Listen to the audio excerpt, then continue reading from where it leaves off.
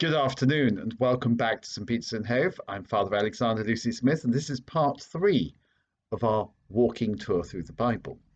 Now, whenever you read anything, whenever you read any story, you think, what is this story about? Now, the famous story, one of the most famous stories ever told, is in fact chapters 2 and 3 of Genesis, which is the story of the Garden of Eden. Endless books have been written about this. I read one just the other day, which is about 600 pages long, about the story of the Garden of Eden and how that story carried on, if you like, being told and retold throughout human history. One of the most famous retellings of that story is, of course, Paradise Lost by John Milton, a wonderful poem. But what's this story all about? Well, we know the story. The man and the woman are in the garden. There's a tree in the middle of the garden. They're told, don't touch the fruit of that tree. Then a talking snake, yes, really, a talking snake, tells Eve, it's okay, you won't die if you eat that fruit. Rather, your eyes will be opened and you'll have the knowledge of good and evil and you'll be like gods. So she's tempted, she eats the fruit, she gives some to her husband, he's tempted.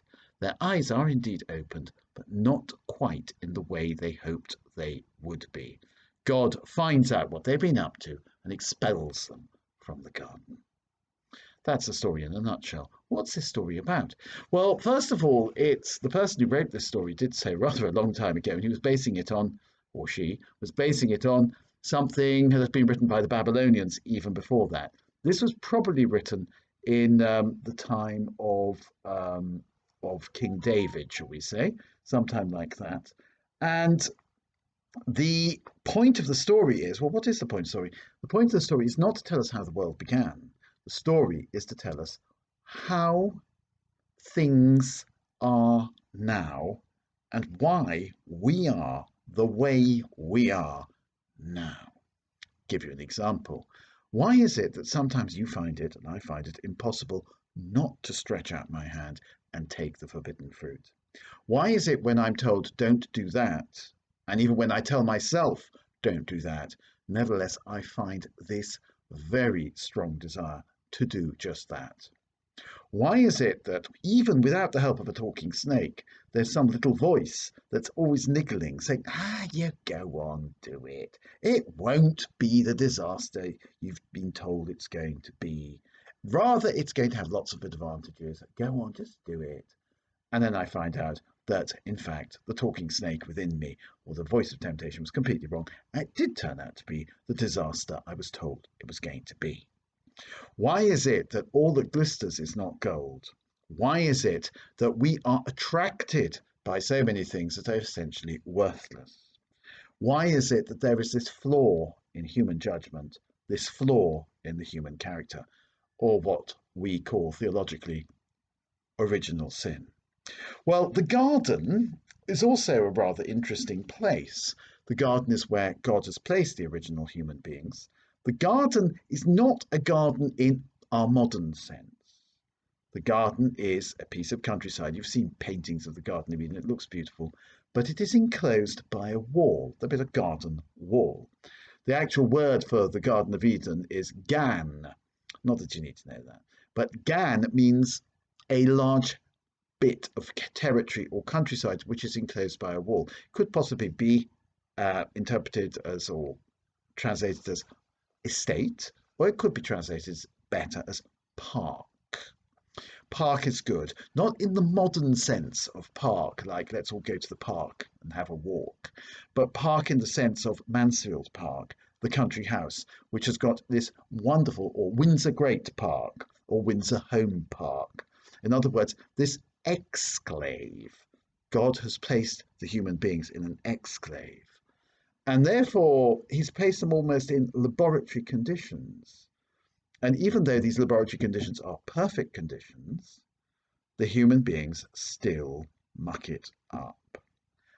So don't blame your circumstances for the fact that you make bad decisions, though I suppose your circumstances could actually influence you profoundly to make bad decisions. Rather blame the fact that inside you is something that makes you make bad decisions, the flaw of character, the flaw of judgment, the original sin. Original sin, our imperfection, is what brings us to make bad choices, to commit sins, actual sins. But didn't God create Adam and Eve perfect? Well, yes, he did. But he also created Adam and Eve free to choose. And as part of our freedom of choice, we are free to choose that which is not good, that which is evil. As part of our freedom of choice, we're free to make mistakes. And goodness knows we do. I suppose any parent knows what God feels because you have children and you give them everything you possibly can so they will do well in life. And sure enough, they go and make some really bad choices. It would be most unfair, would it not, to say, hey, I notice your child has X, Y, and Z, or done terrible things, or done not particularly good things. It's all your fault, isn't it? Being his upbringing. Well, not exactly. We gave our child the best upbringing possible, but he or she was free to reject our advice. And so it is in the Garden of Eden. God has placed us in this world, he's made us free. The other thing that's very important is he's made us free, but he's also given us a law. Now, we had the law of the calendar, if you like, in the first chapter of Genesis. In other words, that life is not arbitrary, time is measured, time is coherent, life is coherent. Also in the Garden of Eden, life has a coherence. There is good, there is evil, there is bad, there is the right thing to do. There is a tree that you shouldn't touch. It's a bit arbitrary why you shouldn't touch this one tree. Well, God said so. But the fact of the matter is, God has given us a law. We should be guided by that law. I think it's a very Jewish thing to say that in this world we're never alone because God's law is always accompanying us. And if we use our minds, we can work out what God's law is.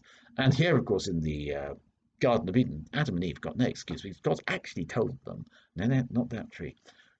We don't need to be told by God directly. Our own consciences tell us a great deal about what's to be done and what's not to be done. So, the Garden of Eden story is the explanation of why you and I are the way we are. It's the original Just So story. All the best. See you again soon. Bye.